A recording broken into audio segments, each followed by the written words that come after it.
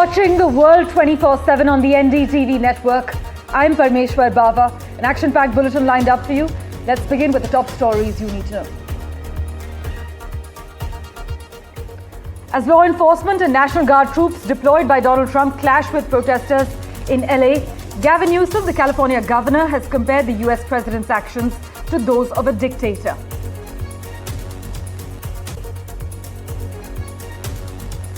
US President Donald Trump's latest travel ban impacting 19 countries is expected to go into effect at midnight Eastern Time on Monday.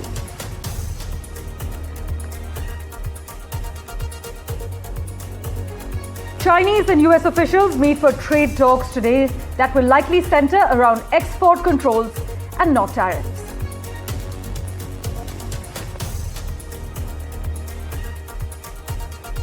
Activists claim that Israeli troops have boarded a ship trying to bring humanitarian aid to Gaza, as per reports.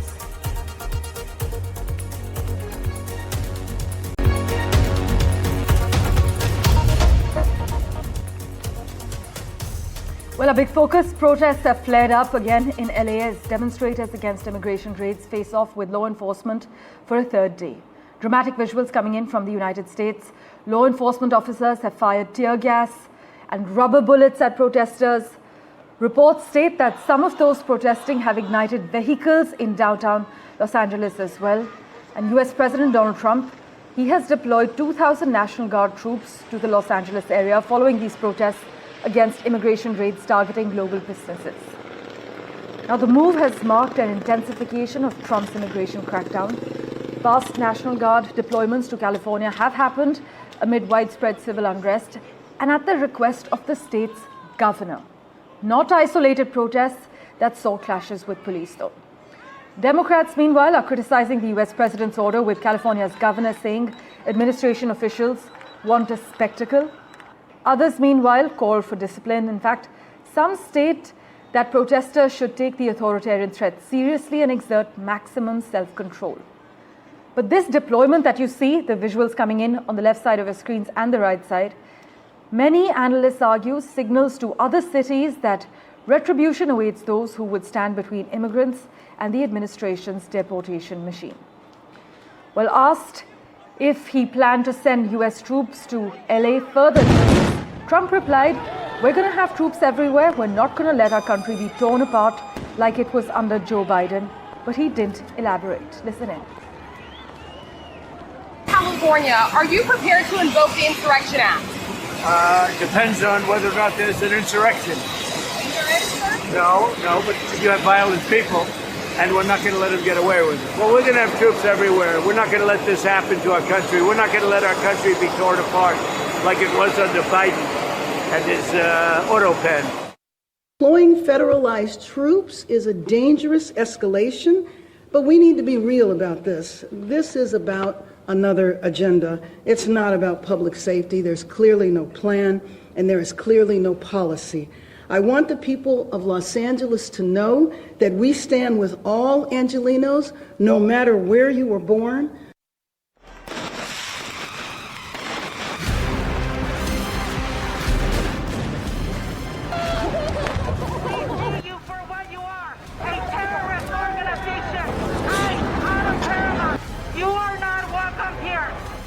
In a rare and controversial move, US President Donald Trump has deployed 2,000 National Guard troops to Los Angeles.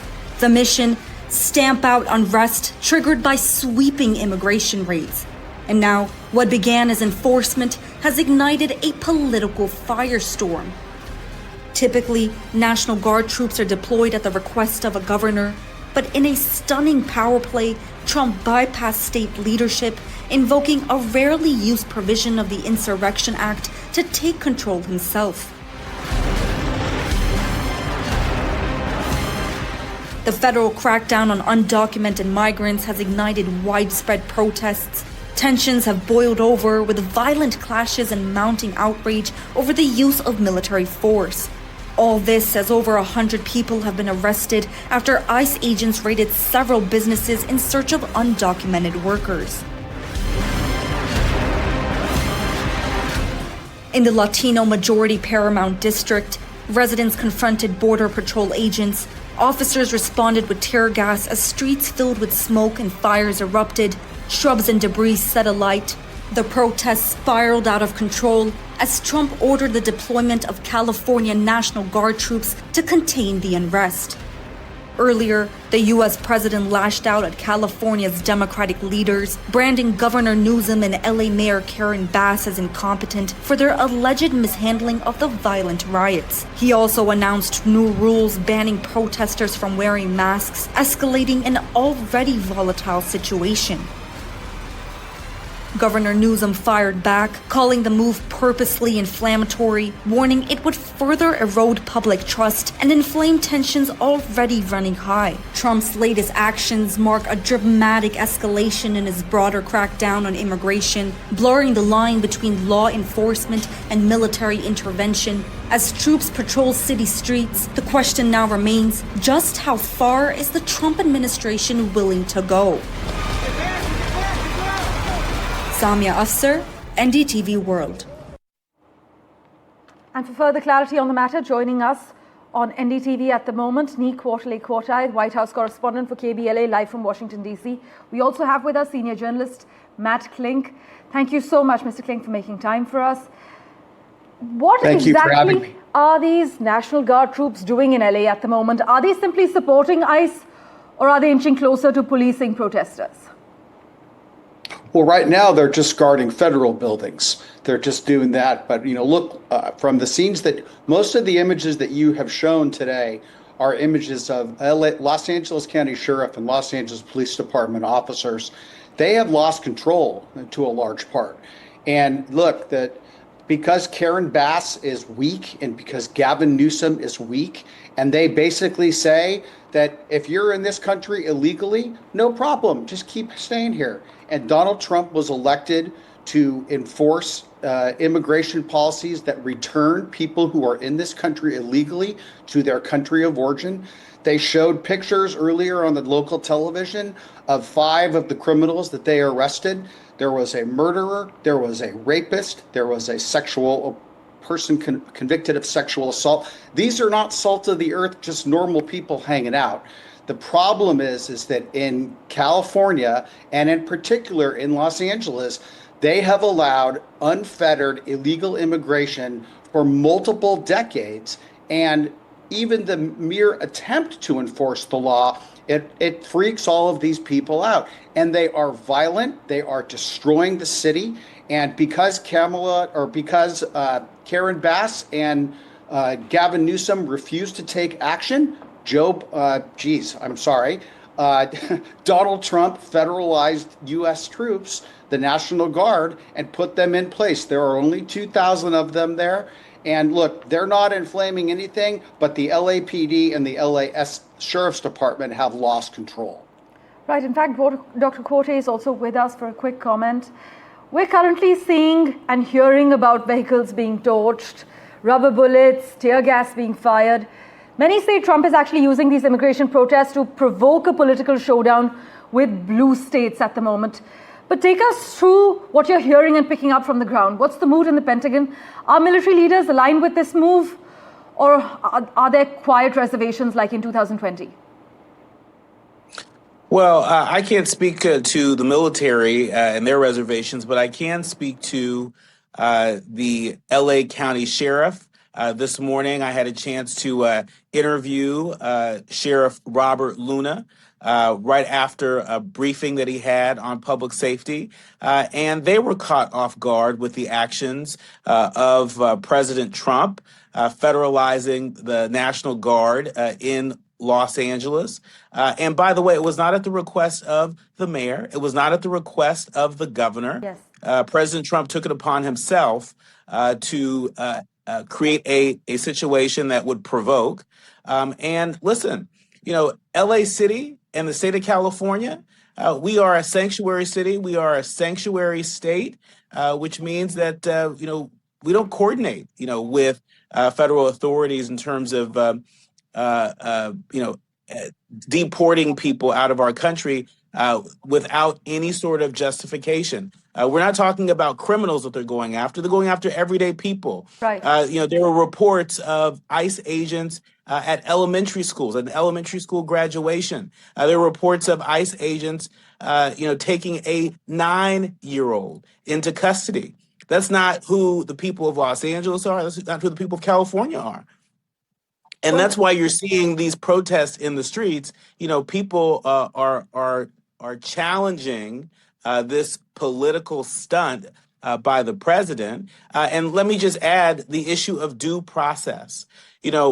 A big part of why folks have been organizing in the city and county of Los Angeles and across this country in opposition to the president's actions have been because where is the due process? The president cannot be judge and jury. That's why we have a constitution that is not being followed. In fact, the governor has also said this is an abuse of power, likening what Trump is doing to that of a dictator. But whether this is about actual enforcement of the law and order, whether it's about protest control or immigration optics, well, we'll have to wait and see how this plays out.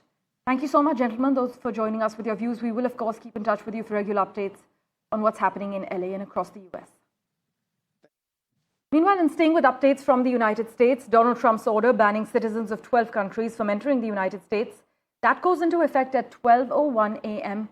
Eastern Time on Monday, a move the president says will protect their country from foreign terrorists. The countries affected by the latest travel ban, as we've covered, are Afghanistan, Myanmar, Chad, Republic of the Congo, Eritrea, Haiti, Iran, Libya, Somalia, Sudan, and Yemen. Meanwhile, the entry of people from 7 other countries, including Cuba and Venezuela, will be partially restricted. This travel ban actually forms part of Trump's policy to restrict immigration into the US and is reminiscent of a similar move, if you remember, in his first term when he barred travelers from 7 Muslim-majority nations.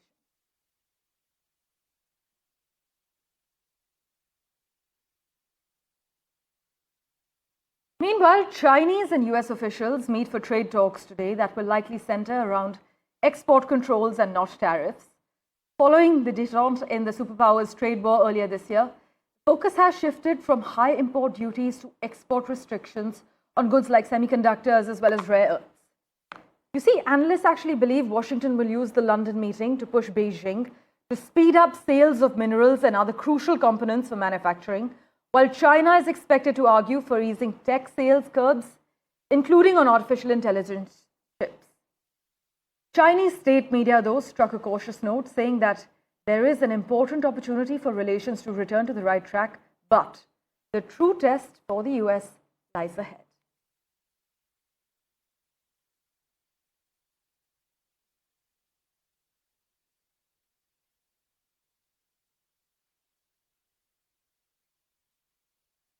Moving on, activists say Israeli troops have boarded a yacht trying to bring humanitarian aid to the Gaza Strip. In fact, the campaign group through Telegram has said that connection has been lost on the Freedom Flotilla coalition. It posted a photo showing people in life jackets sitting with their hands up. That report could not be independently verified. In fact, we are, of course, waiting to verify that with our sources. Climate activist Greta Thunberg is among those aboard the vessel, which is believed to be off the Egyptian coast as we speak. Stepping into a quick break for now. The latest updates are lined up for you in a moment. Do stay tuned.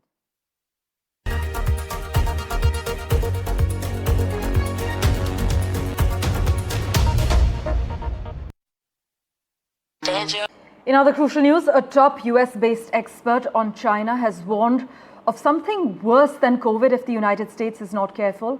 Days after two Chinese scientists were charged with allegedly smuggling a toxic fungus into the United States. Yunqing Jian, who's 33 years old, and her boyfriend, who's 34, allegedly conspired to smuggle into the US a fungus that causes head blight, which is a disease of wheat, barley, maize, and rice. But the US Justice Department has said that the fungus is classified in scientific literature as a potential agro-terrorism weapon. Listen to what Gordon Chang had to say. This couple should be sent to Guantanamo. This was an attack on the United States. The Chinese regime has declared a quote-unquote people's war on us. People's Daily, the most authoritative publication in China, in May 2019 carried a landmark editorial that declared a people's war on us. We're Americans, so we think we're entitled to ignore the propaganda of hostile regimes. But for a communist party, that phrase has great resonance. And what they're doing with their strident anti-Americanism is creating a justification to strike our country. This means that couple, for instance, should be sent to Guantanamo. This was an attack on the United States at a time when China thought it is at war with us. We Americans think we're at peace, but China knows it's at war. Xi Jinping talks about going to war all the time, and he's mobilizing all of Chinese society to go to war. So we can lose our country, even though we're the far stronger nation, because we're not defending ourselves with the vigor and the determination that is necessary. This is part of a broader campaign, and we have to treat it with the utmost urgency. We've got to put this into context. In 2020, Americans in all 50 states received from China seeds that were unsolicited. I think that was an attempt to plant invasive species into the US.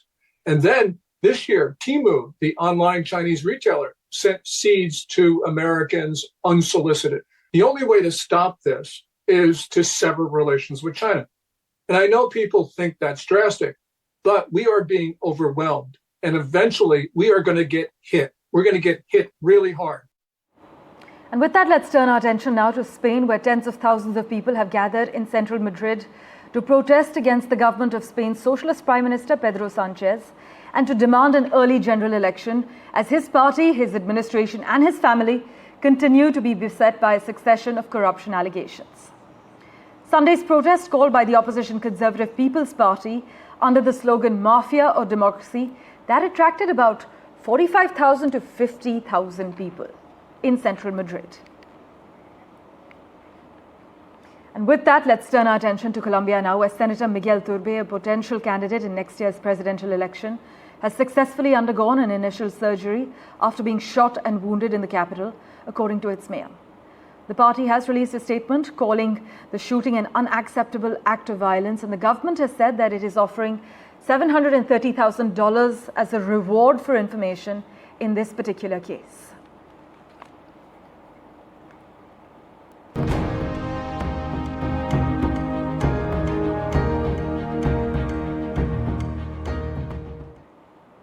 Switching tracks, Indian astronaut Shubhanshu Shukla is set to embark on the Axiom 4 mission to the International Space Station. This marks India's return to space after 41 years, and Shukla, a combat pilot with 15 years of experience, has been selected for this prestigious mission. Just take a look at what went on behind the scenes as far as the Axiom 4 mission is concerned.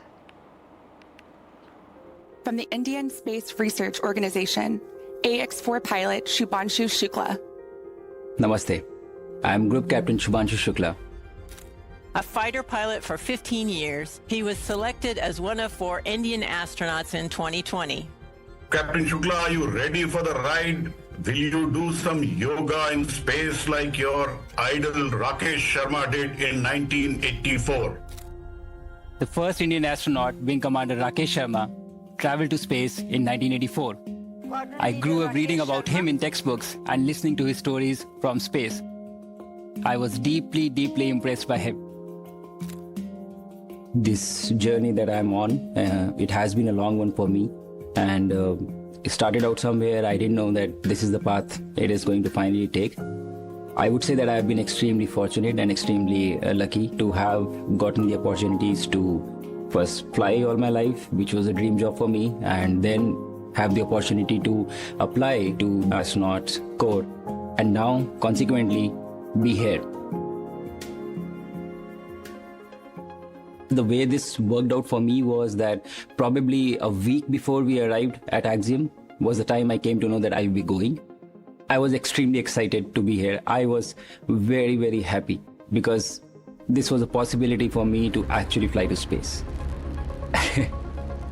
You don't know how to respond to such things. Shooks his wisdom. The knowledge that he possesses, he could be 130 years old. For me, having him as my pilot in the Dragon capsule is great. He already has that operational savvy. You know, he's just wicked smart when it comes to spacecraft technologies. He is very focused and he will basically go 1, 2, 3, 4 in a record time. I don't even know how he gets there so fast. the team that I'm flying with on this mission. It is fantastic. I do feel that, I have exceptional crewmates. I will have these crew members for this one flight, but post this mission, these are going to be my friends for life. It has been an amazing journey. These are moments that really tell you that you are getting to be a part of something that is much larger than yourself. I can only say how extremely fortunate I am to be a part of this. It is my sincere endeavor through my mission to inspire an entire generation back home in the country. I want to use this opportunity to ignite curiosity among kids. Even if this story, my story, is able to change one life, it would be a huge success for me. I am Group Captain Shubhanshu Shukla, and I am the mission pilot for Axiom 4 mission. And with that, let's turn our attention to what's happening at the moment as far as the Virinium port is concerned. The MSE Irena, the world's largest container ship, is actually docking at the Adani Group's Virinium International Seaport. It's going to be staying until Tuesday. This is quite significant because this visit is its first to a South Asian port, showcasing Virinium's ability to handle ultra-large container vessels like the one you're seeing on your screens at the moment. As I mentioned, the port is managed by Adani Ports and SEZ Limited. It has recently hosted other significant vessels too. And do note that the seaport was inaugurated just on the 2nd of May by our Prime Minister. Uma Sudhir has been tracking the finer developments for us. She joins us over the phone line as the world's largest container is set to dock at the Adani Group's Virinium International Seaport. Uma, take us through why this is so significant.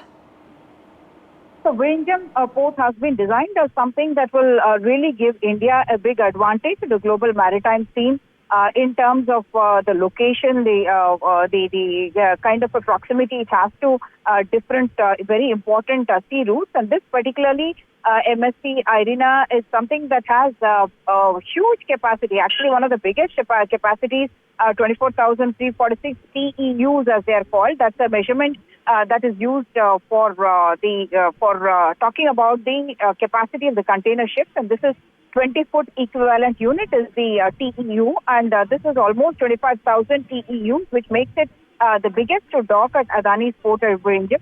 And this was something that is dedicated to the nation, of course, on May 2nd by the Prime Minister, and something that both the state of Kerala as well as the centre are taking huge pride in. And this is almost 400 meters in width, in length, and about 61 meters, a little over 61 meters in width. And therefore, to put it in another way, they say it's 4 times longer than a standard FIFA designated football field. So this marks the beginning of what could be a huge boost for India in terms of being able to become a major player in global maritime trade. Back to you. Uma, as always, thanks so much for joining us with that quick, crucial update. Well, designed to transport large volumes of containers between Asia and Europe, the MSE Irena, with what you see on your screens at the moment, it enhances trade routes and logistics efficiency. And the seaport is a flagship project of the Kerala government. You must note it was constructed in a landlord model as well, based on design, the build, finances, and an operation. Thanks so much for investing your time and watching. News and updates continue in a moment. Do stay tuned.